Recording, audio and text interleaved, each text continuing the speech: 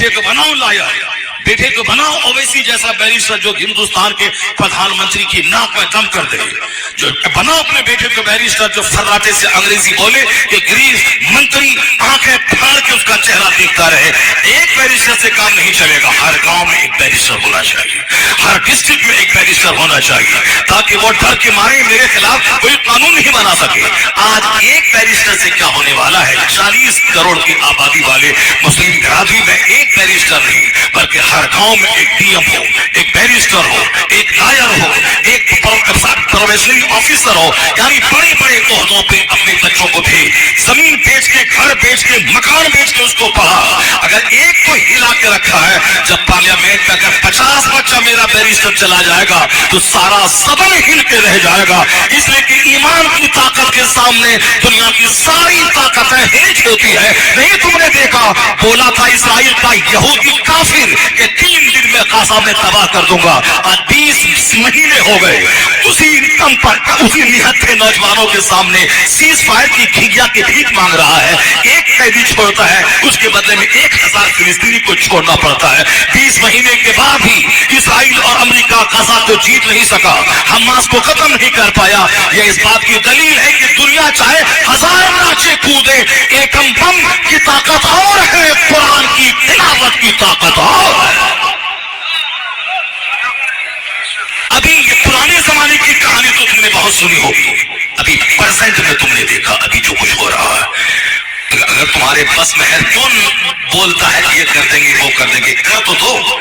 20 महीने हो गए, हमास को खत्म तो कर दो, खत्म करो। दुनिया की सारी मीडिया कहती है कि इनके लोग बढ़ रहे हैं, 30,000 फौजी मारे गए तो 40,000 लोग नए इसमें बहाल हो गए। मार देना है, मार दो उसको। 20 महीने गुजर गए, पर मालूम है हमास के बच्चे रात भर कुरान पढ़ते हैं और दिन के वक्त में तलवार चलाते हैं। जुल्म है, जुल्म कर रहा है, लाखों लोग शहीद हो गए। उसी बैतुल मक़दिस के दरवाजे पे जंग होती रहेगी क़यामत तक, यहाँ तक कि कुफ्र मग़लूब होगा, इस्लाम गालिब आ जाएगा।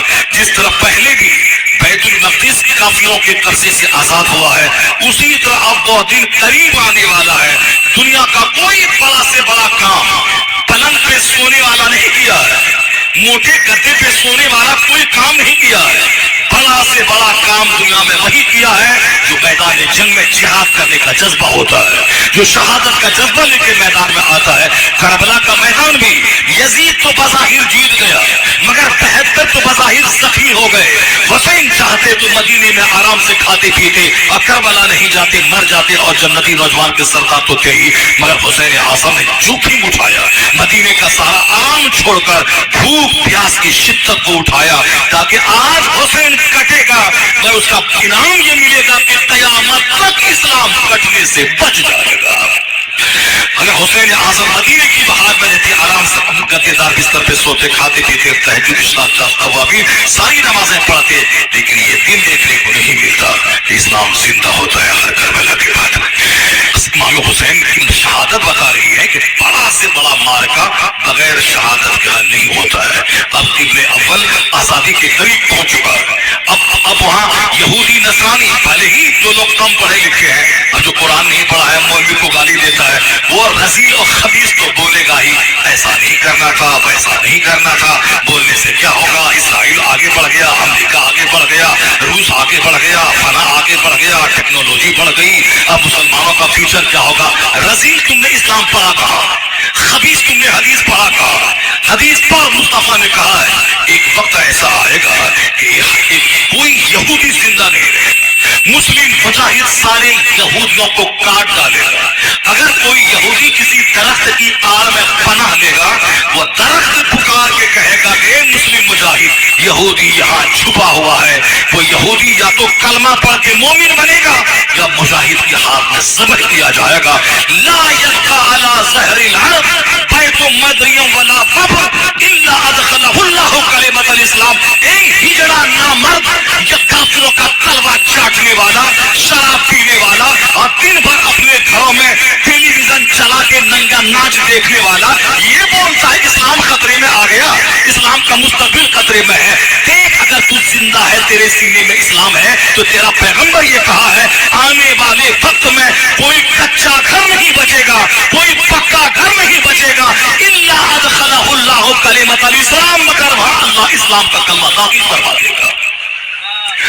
کوئی کچا گھر نہیں بچے گا, کوئی پکا گھر نہیں. آج دنیا ختم ہونے والی نہیں ہے, ایک قیامت آ جائے گا. اور ایسا بھی نہیں کہ وہ ناچ گا کر کے ہم کو ختم کر دے گا, نہیں ہے. ایک بات ہمیشہ آپ یاد رکھیے, دنیا چلانے والا اللہ ہے اور اللہ ہی چلاتا ہے. بغداد میں جب مسلمانوں کو اللہ نے خوشحالی دی, جیسے آج خوشحالی ہوئی ہے تو سب لوگ ناچ گا رہے ہیں. ایک کافر کے گھر میں بھی ناچ ہے, تمہارے گھر میں بھی ناچ ہے. کافر کے گھر میں بھی شراب ہے, تیرے گھر میں بھی شراب ہے. کافر کے گھر میں بھی پیار محبت کے نام پہ زنا کاری ہے, تیرے گھر میں بھی پیار محبت کے نام پہ زنا کاری ہے. آخر کس بنیاد پہ آپ کہیں گے کہ میں جنتی ہوں وہ جہنمی ہے؟ سارا کام تو آپ وہی ہو. شادی بیاہ میں آپ ڈیمانڈ کر رہے ہیں کہ صاحب 50 لاکھ روپے دیجیے, گاڑی دیجیے. وہ کافر بھی کر رہا ہے اور آپ بھی کر رہے ہیں. پھر what is the difference between disbeliever and believer? کیا فرق ہے مسلمان اور کافر کے درمیان؟ سارا کاروبار تو کافرانہ ہے. اور جب کھیل بگڑ جاتا کہتے ہیں اللہ کہاں رسول اللہ کہاں ہے. ذرا سنیے, اسلامی ایک چیپٹر میں کھولتا ہوں. بغداد معلّہ جو اسلامی سلطنت کی راجدھانی, پوری دنیا میں اسلامی حکومت تھی. اللہ نے مسلمانوں کو حکومت دی. 1500 سال کے اندر میں اللہ نے وعدہ کیا تھا, تم ایمان لاؤ گے, اچھا کام کرو گے, قرآن پاک کے ساتھ اچھا سلوک کرو گے تو ہم تم کو حکومت دیں گے دنیا کی. اللہ نے دے دیا. عرب کے لوگ بکری چراتے تھے, ایران جیسا ملک اللہ نے دے دیا. روم جیسا ملک اللہ نے دے دیا. ہندوستان میں 800 سال کی حکمرانی اللہ نے مسلمانوں کو دے دی. 8 سال نہیں, یہ تو 11 سال میں پاگل ہو رہے ہیں. 800 سال, 800 ایئرز, 800 ایئرز نہیں. ابھی تو 11 سال میں پاگل ہو گئے. ہمارا دن آ گیا, ہمارا دن آ گیا, یہ آ گیا, وہ آ گیا. 800 سال تک صرف ایک بندہ جس کی قبر کی لاش اٹھا کے پھینکنا چاہتے ہیں ناچ کود کر کے, اس بندے نے وشال بھارت پہ 50 سال 6 مہینے تک راج کیا ہے. 50 سال 50 ایئر جس کی قبر کی لاش اٹھا کے پھینکنا چاہتا ہے. ایسے نہیں کیا, مٹھی پر مسلمان تھے. پورے مہان بھارت میں جہاں سینکڑوں راجا, سینکڑوں مہاراجا, اس کے درمیان انہوں نے شاسن کیا ہے. یہ شاسن ظلم سے نہیں کیا ہے بدتمیز, یہ شاسن عدل سے کیا ہے, انصاف سے کیا ہے. ہندوستان کی ایک خزانے کے ساتھ عدل کیا ہے. جو مرنے کے پہلے وصیت کیا تھا کہ میں مر جاؤں تو میرا کفن ہندوستان کے خزانے کے پیسے سے نہیں, میں نے اپنے ہاتھ سے جو میں نے کتابت کی ہے, میں نے اپنے ہاتھ سے جو میں نے کمایا ہے, اس پیسے سے مجھ کو کفن بھی دیا جائے, اس پیسے سے قبر بھی کھودی جائے, اسی پیسے سے مجھ کو قبر میں دفنایا جائے, جو کفن دفن کا خرچہ اسی سے کیا جائے. میری قبر پہ کوئی گنبد نہیں بنائے گا. 400 سال گزر گئے. یا چھوٹا موٹا پیر صاحب مرا تو 1 کروڑ کا گنبد فوراً بن جاتا ہے. لیکن اورنگزیب جیسے 50 سال شاسن کرنے والے, تہجد گزار, حافظ قرآن, تہجد گزار, اور پھر فتویٰ عالمگیری جیسی زبردست کتاب دے کر فقہ حنفی پہ وہ ہندوستان میں اشتغال کرنے والے بادشاہ, انہوں نے وصیت کی ہے کہ میری قبر پہ گنبد نہیں بنائے جائے. ان کی قبر پہ آج تک بظاہر مٹی ہے اور گنبد نہیں ہے. اور ایسا عادل, نیک, پرہیزگار, تہجد گزار بادشاہ ان کی قبر کی کھود کر لاش نکالنا چاہتے ہیں. ناچنے والے, کودنے والے, گانے والے, شراب پینے والے, یہ ان کی قبر کی لاش نکالنا چاہتے ہیں. ناچ تم سے زیادہ طاقتور تیرے باپ دادا تھے. جب وہ ناچ کود کر کے اسلام مٹا نہیں پائے تو کیا مٹا پائے گا؟ نہیں مٹا پائے گا. اسلام مٹنے نہیں آیا ہے, اسلام کفر مٹانے آیا ہے, اسلام شرک مٹانے آیا ہے. بظاہر مرنا تو سب کو ہے, لیٹرینوں میں مرنا اور ہے, شہادت کی موت مرنا اور ہے. مکہ سے کھا کے فلسطین کے 1 لاکھ لوگ شہید ہو گئے, تجھ کو بھی تو مرنا ہے, تو پہانا روم میں مرے گا. وہ تو شہادت کی موت مر گئے. جب ہر پیدا ہونے والے کو مر ہی جانا ہے تو بال بچوں کی فکر میں بھاگ دوڑ میں مرنا اور ہے, قبلہ اول کی آزادی کی خاطر شہادت کی موت مرنا اور ہے. اس پہ ترس مت کھا, وہ مر شہید ہوا ہے, ان کا خون اب رنگ لائے گا. کافر ذلیل ہو جائے گا, یہودی رسوا ہو جائیں گے. ان کے ملک پہ اللہ اسی طرح اپنے محبوب کے غلاموں کو شاسن دے گا جیسے روم میں حکومت تھی نصرانی کی. نصرانی کی حکومت اکھاڑ کر کے اللہ نے اپنے محبوب کے غلاموں کو روم کا شاسن عطا فرما دیا. اس کے لیے ضروری ہے کہ کوئی ایسا بندہ پہل کرے جو اپنی جان سے زیادہ شہادت کو عزیز رکھے، جو اپنی کشتی جلا دے کہ لوٹ کے اپنا وطن مکہ مدینہ نہیں جانا ہے، بلکہ سامنے یا تو دشمن کی فوج ہے یا پیچھے سمندر ہے، یا تو اس قدر جذبات سے لڑنا ہے کہ یہاں حکومت قائم کرنی ہے، یا پھر شہادت موت مر جانا ہے، لوٹ کے نہیں جانا ہے، کشتی میں آگ لگا دی۔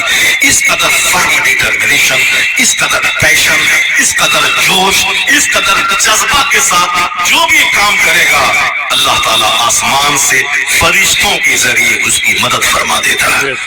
ایسی مدد ہو گئی کہ روم کے عیسائی لاکھوں کی تعداد میں تھے، سب میں بھگدڑ سی مچ گئی کہ مٹھی بھر دیوانے 800 سال کے لیے روم کی زمین کو اپنے قبضے میں کر